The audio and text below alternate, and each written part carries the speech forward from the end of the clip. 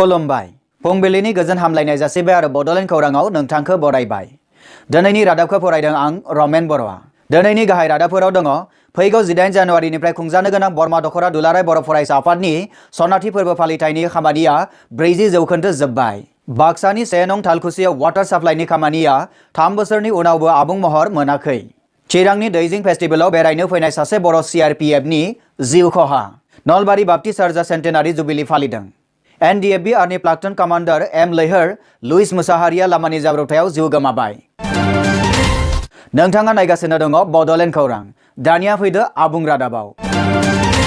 फैगौ 18, 19 आरो 20 जानुवारि 2019 इं खालाराव सानथामनि हाबाफारिजों खुंजानो गोनां बाक्सा जिल्लानि सिङाव थानाय बरमा दख'रा दुलाराय बर' फरायसा आफादनि सनाथि फोरबो फालिथाय लोगोसे 35थि बोसोरसालिया जथुमानि खामानिया 40% जोब्बाय होनना मिथिहोदों बरमा दख'रा दुलाराय बर' फरायसा आफादनि आफादगिरि मानगोनां रमेश बर' बिथाङा।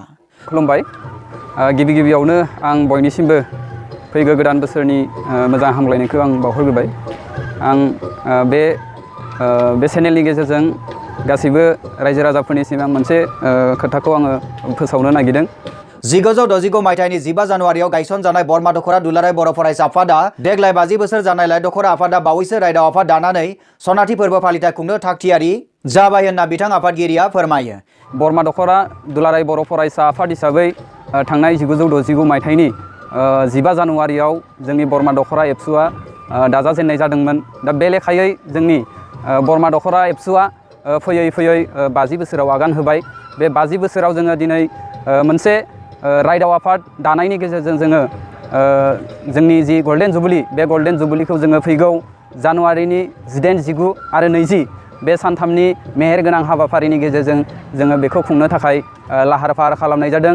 आद्रा थानाय खामानिखौ हाबाफारिया जागायनायनि आगोलावनो जोबहैगोन होनना रायदाव आफाद आरो दख'रा आफादा मिजिंथिदों। दा बेनि थाखाय लाहार फाहारा दिनै जोंहा खमैबो 40% जोंहा आग बारायनो हाबाय आरो बाखि जोङो 60% जोङो बे हाबाफारिनि आगोलावनो जाफुंसार खालामनो हागोन आरो जोंनि हाबाफारिखौ जों मेहेर गोनां खालामनो हागोन होननानै जोङो रायदाव आफादनि फालनिफ्राय आरो जोंनि दख'रा आफादनिफ्राय जोङो मिजिंथिनाय जादों।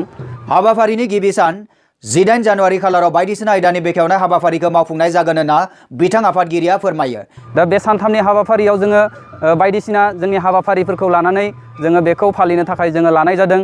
दा बेवहाय गुबैयै जोंनि हाबाफारियाव जि माने 18 खालार बे 18 खालाराव जोंनि बायदिसिना हाबाफारि बेखेवनाय बे हाबाफारि बेखेवनाया थागोन। बेखेवनाय हाबाफारिजों लोगोसे थुनलाइयारि बादायलायनाय, गेलेमु बादायलायनाय आरो हारिमु बादायलायनायाबो थागोन होनना रमेश बर' बिथाङा फोरमायो। आरो लोगोसेनो जोंहा बेजों लोगोसे बायदिसिना बादायलायनाय हाबाफारि जेरैबायदि थुनलाइयारि बादायलायनाय, गेलेनाय बादायलायनाय आरो हारिमु बादायलायनाय बे बादायलायनाय हाबाफारिफोरा जोंहा बे सानथामनि हाबाफारियाव जोङो लानाय जादों। बिथां आफादगिरिया फोरमायनाय बादिब्ला हाबाफारिनि 19 डिसेम्बर खालाराव मोनसे सेमिनार खुंनाय जागोन आरो बेजों लोगोसे जोंहा मोनसे सेमिनार बे सेमिनार हिसाबै जोङो लानाय जादों फैगौ जोंहा 19 जानुवारियाव। मख'जाथावदि बे सेमिनाराव PJSCBMनि गाहाय बोसोनगिरि मानगोनां मुस्रि गदाधर रामसियारि बिथाङा मासिगिरि हिसाबै बाहागो लाफैगोन होनना दख'रा आफादनि आफादगिरि बिथाङा फोरमायदों। सेमिनाराव जोंहा मैखोमै जोंहा आलासि महरै थागोन। बे सेमिनारनिनो गाहाय मासिगिरि हिसाबै थागोन जोंहा PJSCBMनि गाहाय बोसोनगिरि गंगाधर रामसियारि सार बिथाङा। बे हाबाफारियावनो आलासि महरै बाहागो लाफैगोन मिरु एबसुनि लेङाइ आफादगिरि मानगोनां मुस्रि रमिय P नार्जारि बिथांजों लोगोसे बड' उइमेन्स जास्टिस फरामनि आफादगिरि मानगोनां मुस्रिमा अनजलि दैमारि बिथांमोना। आलासि महरै थागोन जोंहा दुलाराय बर' फरायसा आफादनि जोंहा लेङाइ आफादगिरि रमिय P नार्जारि सार बिथाङा आरो लोगोसेनो थागोन वमेन जास्टिस फरामनि आफादगिरि बिथां अनजलि दैमारि बिथाङा। गेवलां मेलाव बाहागो लाफैगोन मिरु एबसुनि आफादगिरि मुस्रि प्रमद बर' बिथाङा। थांखिजानाय बुंथिगिरि महरै बाहागो लाफैगोन क'क्राझार गभ कलेजनि बिबुंगोरा मानगोनां मुस्रि गौतम मुसाहारि बिथाङा।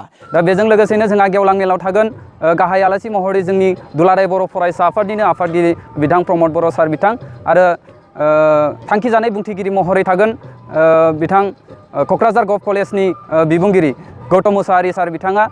जर'खा आलासि महरै बाहागो लाफैगोन बर' थुनलाइ आफादनि लेङाइ आफादगिरि मुस्रि दीपक कुमार बसुमतारी BPFनि मावफुं नेहाथारि लोगोसे बारग' आफादगिरि आसु मुस्रि प्रबिन बर'जों लोगोसे 62 नं बरमा जथाइनि MLA मुस्रि मनेश्वर बर' बिथांमोना। जर'खा आलासि महरै थागोन जोंनि बर' थुनलाइ आफादनि लेङाइ आफादगिरि दीपक बसुमतारी सार बिथां लोगोसेनो BPF नि मावफुं नेहाथारि लोगोसे बारग' आसुनि आफादगिरि प्रबिन बर' जोंनि जायगानिनो मानिनां MLA मनेस्वर ब्रह्म आरो बिदिनो माखासे जोंनि ओनसोलनि मेलेमजिबि आरो गुबुन गुबुन संगठननि बिबानगिरि बिथांमोनाबो बे जोंनि जि गेवलां मेल बे गेवलां मेलाव बाहागो लाफैगोन। बे हाबाफारियावनो ओनसोलनि बायदिसिना जेंना जेंसिखौ लानानै मोनसे थान्दै मेलबो खुंनाय जागोन होनना बिथां आफादगिरिया फोरमायदों।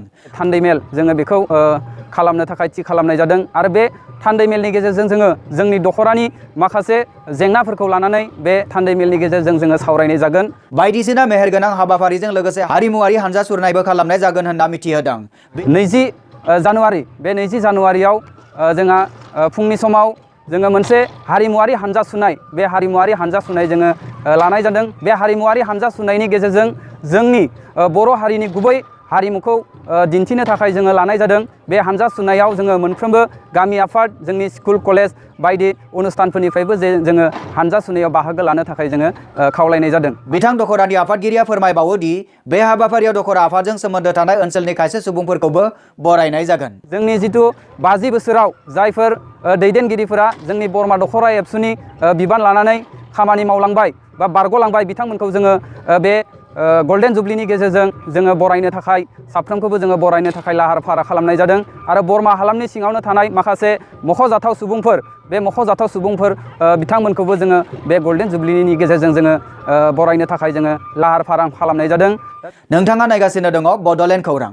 बिनिखायनो आङो जोबथारनायाव आं बे चेनेलनि गेजेरजों आङो जोंनि बरमा ओनसोलनि रायजो राजा बिथांमोनखौ आङो खावलायनो लुगैदों बे जोंनि सानथामनि हाबाफारिखौ जाफुंसार होनायाव जाहाथे जोंनि ओनसोलनि गासैबो रायजो राजाफोरा लैहोर लैहोर बाहागो लागोन देहायै मोदोमै रांखान्थियाव जोंखौ माने मदद खालामगोन आङो बेखौ बे चेनेलनि गेजेरजों गासैखौबो आसा खालामनाय जाबाय आरो जोबथारनायाव बे चेनेलनि गेजेरजों आङो गासिबो रायजो राजाफोरनिसिम फिन खनसे माने गोदान बोसोरनि मोजां हामलायनायखौ आङो बरमा दखरा एबसु आरो जोंनि गल्डेन जुबलि रायदाव आफादनि जानानै आङो मोजां हामलायनायखौ आं बावहरबाय।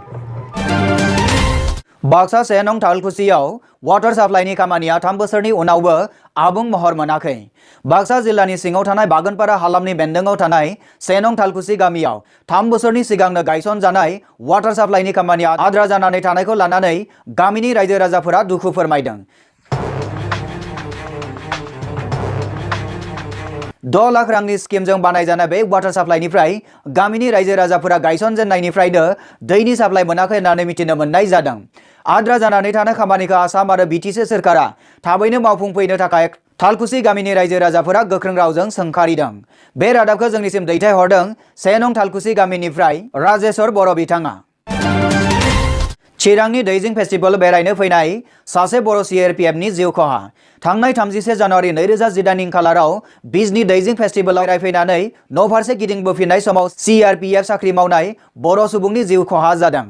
बिजनि थानानि सिङाव थानाय अक्सिगुरि तालिगाव गामिनि CRPF साख्रि मावनाय सन्जिब बसुमतारिया थांनाय 31 दिसेम्बर खालि सोलिबाय थानाय दैजिं फेस्टिभेलाव बेरायहैनो थांदोंमोन। बेरायखांनानै मोनाबिलिनि 10 निफ्राय 11 रिंगायाव न'फारसे गिदिंनानै फैफिननाय समाव लामानि गिदिं खननायाव बाइकजों गाव हारसिंनो गोग्लैयो। मिथिनो मोननाय बादिब्ला बिथाङा जौ लोंनानै फैदोंमोन आरो जाब्रबथाय जानाय समाव रावबो सुबुंफोरा मदद होफैनो हायैयाव बिथाङा जायगायावनो जिउ गोमानो गोनां जायो। बे रादाबखौ जोंनिसिम दैथायहरदों चिरांनिफ्राय दान बर' बिथाङा। नलबारि बाप्टिस्ट चार्चआ सेन्टेनारि जुबिलि फालिदों। थांनाय 30 आरो 31 दिसेम्बराव साननैनि हाबाफारिजों नलबारि जिल्लानि सिङाव थानाय नलबारि बाप्टिस्ट चार्चआ बेनि सेन्टेनारि जुबिलि फालिदों होनना जोंनिसिम खौरां मोनफैदों। As the gospel is here, wherever the sun will rise. साननैनि बे मेहेरगोनां हाबाफारियाव सेन्टेनारि गेटवे बेखेवनाय, सेन्टेनारि पेन्डेल दरखं बेखेवनाय, सेन्टेनारि जाथा बिरहोनाय आरो प्रेज एन्ड वर्शिप हाबाफारिजों जोबनानै थाङो। सेन्टेनारि गेटवेखौ बेखेवो BACनि आगु दिपुटि चिफ मानगोनां मुस्रि प्रदीप कुमार दैमारि बिथाङा। सेन्टेनारि पेन्डेल दरखंखौ बेखेवो उदालगुरि नलबारि बाप्टिस्ट चार्चनि बैसोगोरासिन सोद्रोमा मानगोनां मुस्रि सतीश खाख्लारि बिथाङा। खुंजानाय बे फालिथायाव गाहाय आलासि महरै बाहागो लाफैनो हायो नर्थ बेंक बाप्टिस्ट ख्रिस्टियान एस'सिएशननि गाहाय नेहाथारि मानगोनां बुंथिगिरि रेभरेन्ड सवाराम दैमारि आरो रेभरेन्ड प्रणय दैमारि बिथांमोना। बे हाबाफारियाव अरुणाचल प्रदेशनिफ्रायबो बाहागो लाफैदों होनना मिथिनो मोननाय जादों। बे रादाबखौ जोंनिसिम दैथायहरदों अदालगुरिनिफ्राय रिंसार मुसाहारि बिथाङा। नोंथाङा नायगासिनो दङ बड'लेण्ड खौरां। NDBR नि प्लाटन कमान्डार एम लैहर लुइस मुसाहारिया लामानि जाब्रबथायाव जिउ गोमाबाय। थांनाय 30 दिसेम्बराव दैजिं फेस्टिभेलाव मोनाबिलि समाव बेरायनो फैनाय समाव बङाइगाव सापागुरियाव थाव सोखांनानै मेला फारसे गिदिंबोफिननाय समाव रौमारि लामायाव एम लैहर बिथाङा हरखाबै गारिनि जाब्रबथाय जायो। जाब्रबथाय जानाय लोगो लोगोनो लवार आसाम हस्पिटालाव लांनाय जादोंमोनब्लाबो बिथांनि जिउखौ लाखिनो हायासै होननानै खौरां मोननाय जादों। रुंसारि बिथांखौ चिरां जिल्लानि सिङाव थानाय 2 नं आमटेका अक्सिगुरि गामिनि होनना मिथिनो मोननाय जादों। लोगोसे बिथाङा कक्राझार नोगोरनि प्लाक्टर कमान्डारबोमोन होनना मोनथिनो मोननाय जादों। बे रादाबखौ जोंनिसिम दैथायहरदों चिरांनिफ्राय दान बर' बिथाङा। बेजों लोगोसे दिनैनि रादाबाबो एसेनोसै। गोजोन्थों।